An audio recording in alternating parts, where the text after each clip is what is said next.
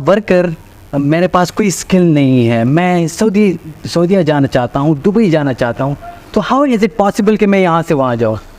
रोज़गार हलाल रोज़ी कमाते हैं, इस मुल्क पाकिस्तान को बेचते हैं। मैं ख़ुद जाता रहता हूँ वहाँ पे, उनकी ज़िंदगी देखता हूँ, वहाँ जितनी मुशक्क़त और तकलीफ़ से वो लोग गुज़रते हैं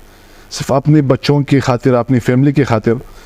रही बात, आपने सवाल किया कि कैसे मैं जा सकता हूँ, तो अगर आपने जाना है या किसी और भाई ने जाना है तो वो कम से कम अगर कोई भी बंदा उसे कहे कि मेरे पास वीज़ा है, ठीक है, तो आप उन्हें चेक कर लें कि उसका प्रॉपर ऑफिस है, वो गवर्नमेंट ऑफ पाकिस्तान के साथ रजिस्टर्ड है। अगर कोई आपको फ़ोन पे कहे